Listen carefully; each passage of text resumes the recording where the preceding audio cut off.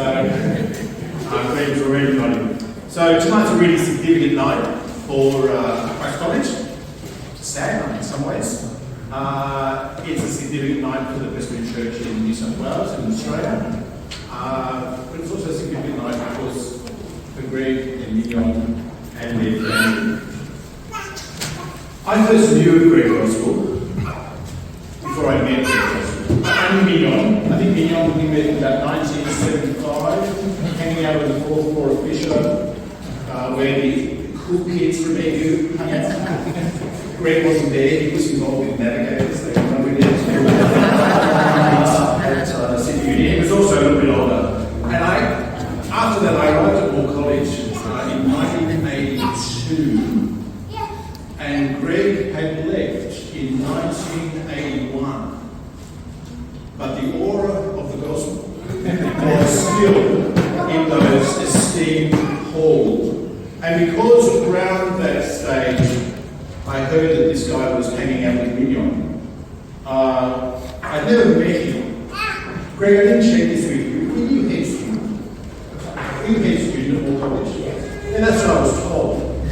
Because the Sydney Anglicans, when I was there, they were really rather proud that a disestablishment church had a head student. I think it's the only time it's ever happened up until that stage. But the reputation of the gospel was there, and for two reasons. And I'll tell you what, it hasn't changed. That was 40 years ago, because he was really, really smart. And the other thing was that he was really, really funny. Greg, I don't know if this is true, but I've heard this story, and actually I repeated this last week. I don't know if it's true or not, but I was told during one of the lectures with Dr. Knox, those who don't know Dr. Knox, he was the principal of Moore College. He was talking about the Catholicity of the church. And the church is probably the only organisation that is truly worldwide. And a young Presbyterian candidate from the back of the room was heard to mutter, it is true, isn't it? I can see by the way he's sitting here, heard to mutter, as a collar.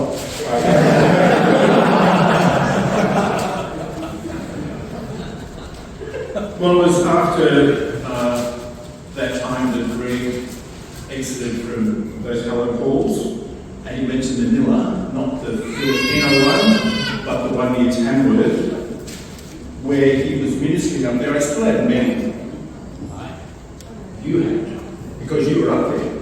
But at that stage, John Davis, who's the principal here, asked Greg to do some part-time, wasn't it? To do some part-time lecturing? Yeah, Mignon's saying yes, so it's true. Yeah, okay, yeah, during those years. And you might wonder why Greg is an Old Testament lecturer. The story I heard is that was the need that they had. Can you come and teach Old Testament? And Greg said, well, why not? I might as well teach Old Testament theology. I've actually tried to think about it. I mean, Greg's Old Testament lectures are famous. If John Davis had asked him to come and teach systematic theology, I mean, he could have done it. I mean, this is a man whose interests are so wide that his literary passions run from Jane Austen. I mean, you can see Jane Austen cards on your table, don't put them out, but during dinner you can try and answer them. Jane Austen is one of his heroes. Another one of his heroes is Sandra Bullock.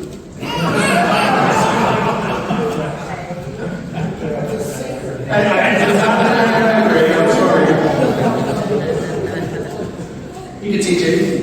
So as I've been thinking about this, picturing Greg teaching Westminster Confession of Faith would have just been a really interesting story, or some of the others, but we'll leave it to your imagination.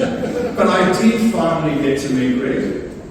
And Greg, I was thinking back to when I first met you, and if my memory is right, you might correct me on this, but this is the first time I can remember actually meeting you in the flesh, although I knew all about you.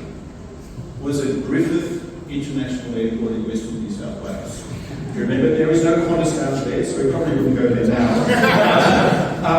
I was the minister of Griffith by this stage. It was somewhere in the late 80s, and Greg and Mignon were preparing to head off to Jordan to be missionaries, and our little church out in Griffith that really couldn't afford to pay a pastor we were really pushing them to get involved in missionary support really early on. And so the great Goswell I heard all about was coming down, and he better deliver, because this was a big thing that we were doing, and it was great. He came to our place. It was a Wednesday night Bible study, and he spoke there, and it was a really good thing for the church. It was a really changing thing to get involved outside themselves. So after I'd done a bit of ministry stint as well, following in Greg's footsteps, as I have through most of my life, I came here to what was then called PTC, and I was on full-time faculty in 1995, having come back from overseas, and Greg was already well ensconced in the life of PTC back then. There he is. He was a part-time lecturer. You can ask Greg tonight if you want what creatio ex nihilo means, and you'll probably get an interesting reply. But there he goes. Greg has really given his working life to theological education. Whether here in Sydney, those of you who have known Greg for a long time know that he did do a stint down at our, quite a long stint, at our sister college down in Melbourne, the PTC down there. At a state level, at a federal level with the Presbyterian Church, with the Australian College of Theology, with Tyndale Fellowship at Cambridge, in the library, or very significantly in the coffee shop. Greg has been very involved in the task of theological education. As I thought about Greg, and I've got this, I was speaking tonight on behalf of the staff, there are really three strands to what Greg understands of a theological educator. When I say with the three strands, I see it very clearly. Number one is as a pastor. Number two is as a teacher. And number three is as a scholar. And Greg those have been the three strands of Greg's working life. Some points when he was minister of Campbelltown for many years and part-time lecturing, it was more pastoring than teaching. The percentages have changed, but that has been consistent all the way through. So Greg, a week ago I sent one of those emails around the staff, but I excluded you from this email. And I said to people, I'm going to speak on behalf of the staff, tell me something about Greg. Now normally if you do that, you just get all over the show. But Greg, here is the definition of a strong personality. I know you're a gentleman, but it's a strong personality, and everybody said the same things. Which is, and I've categorised them under 5 headings. So bear with me while I go through the 5 headings of how the staff here, I want to say, they're remembering Greg Goswell. The first heading, unsurprisingly, is coffee.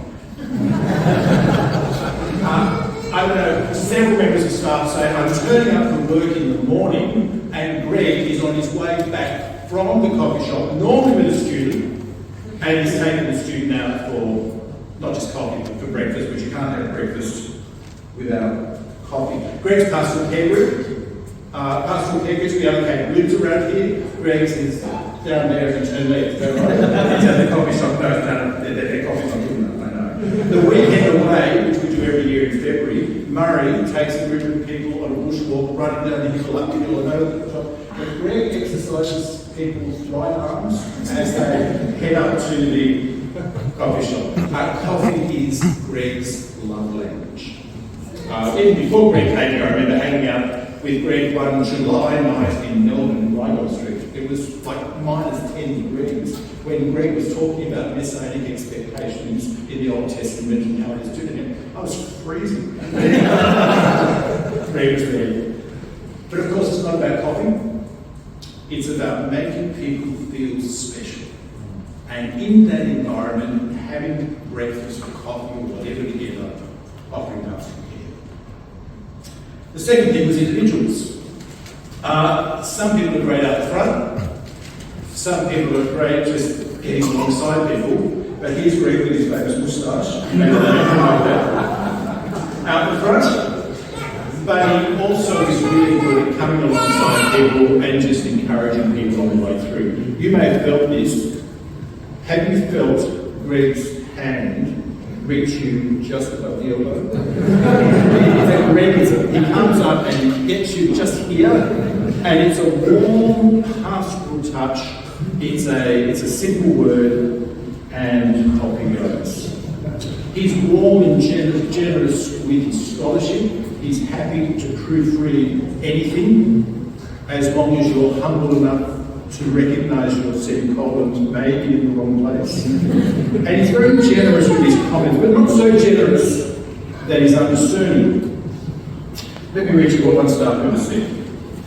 One of the things that stands out for me from Greg is his warm and generous encouragement.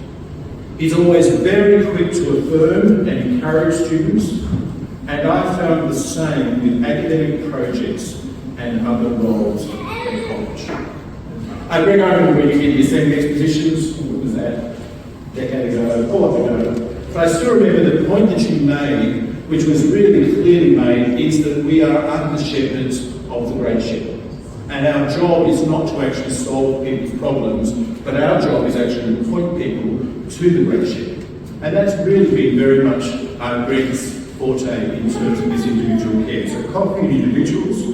The third thing is humour. Greg, we are going to miss the high-pitched squealing laughter. There it is.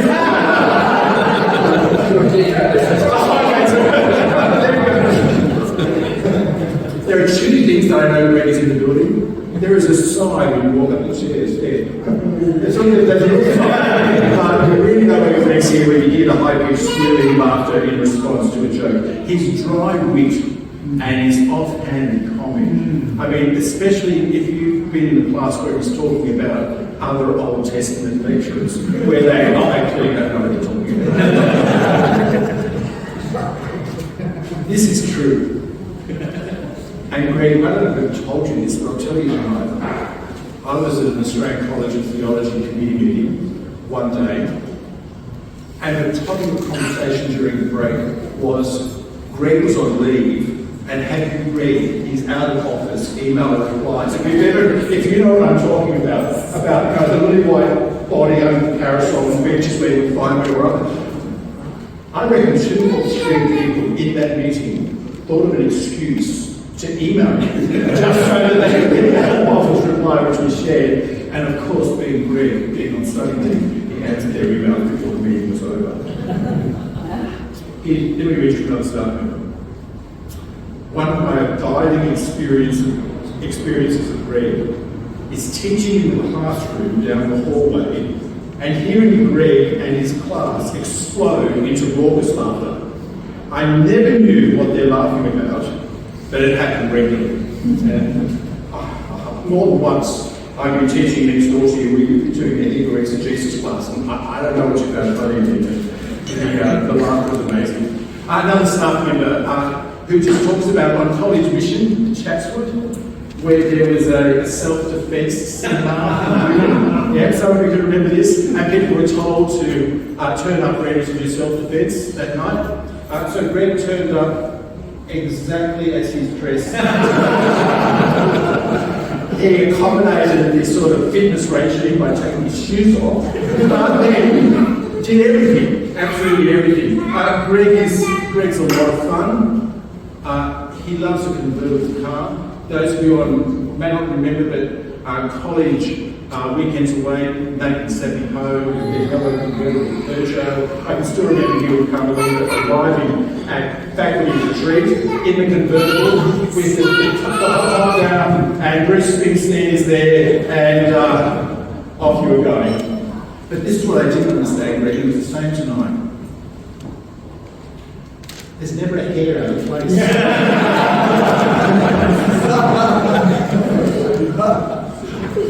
Just the fact you've got hair. I think one of my funniest, the funniest memory I have, we used to get around the corner and we were driving home one night, Jenny and I, and Greg was teaching the Tuesday night class, and it was about, 5 to 9. It wasn't 9 o'clock yet. And as we were turning around the corner, I saw Greg running, nearly sprinting out of the building. And I was thinking, should I stop? Is there a fire? No, of course. The alarms. He's got to get out of here before 6. Because Greg is very, very bright. Greg is multi-talented, but Christ College alarm, I think you've got there. I think you've got there. So here we go. The next one is efficiency. Let me quote a staff member because I think this wraps it up really well. My experience of Greg in faculty meetings, he was unfailingly polite and always encouraging, but ruthlessly efficient, with limited tolerance for extended discussion or debate. We were there to get the job done.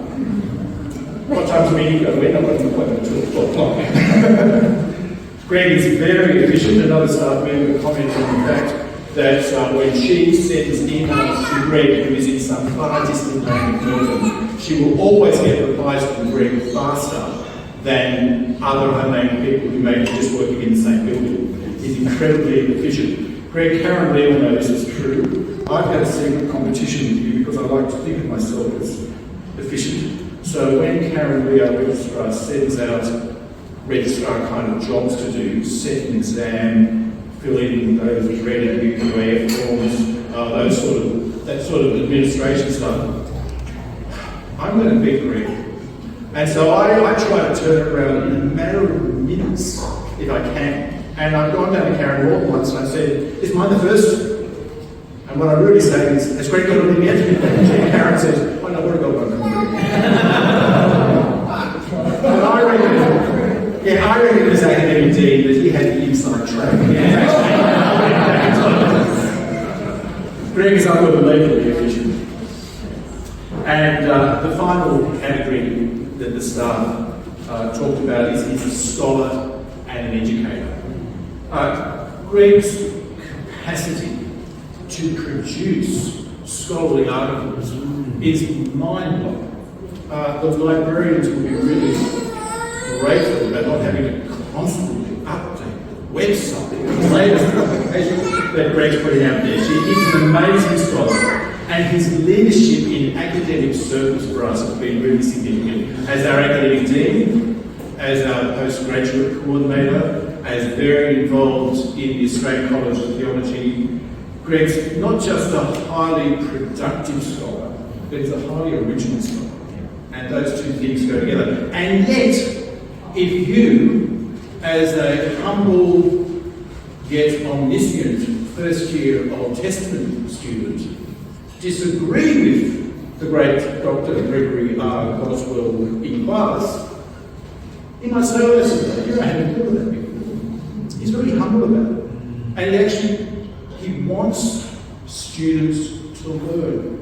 In fact, Greg would probably tell me off afterwards for calling him a teacher, because he wants to facilitate learning among students. He's very, very student-based, and he engenders this in the students. He wants students to read widely, at least 20 entries per year. There must be a journal article, there must be more modern scholarship within there. You listening? He's still marking until the end. He loves people who work collaboratively. He loves people to be involved together. So Greg, that's what they all said. Coffee, individuals, humour, efficient, and scholar and educator. Thanks for coming tonight. There's a couple of people who couldn't come. Quite a few people said their apologies, and I'll pass them on to you, Greg. But I will just mention 3, just because I'm being selective.